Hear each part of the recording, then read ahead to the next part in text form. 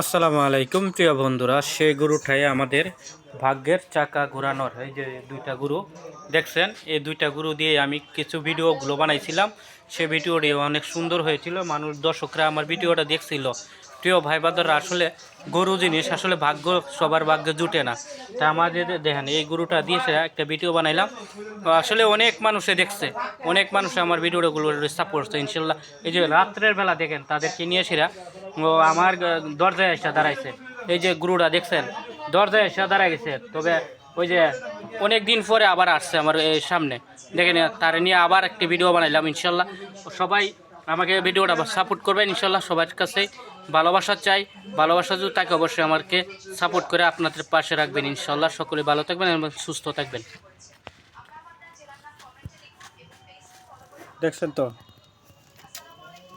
কলেজের বাইরে এই ভিডিওটা দিয়ে আমি একটা ভিডিও বানাইছিলাম।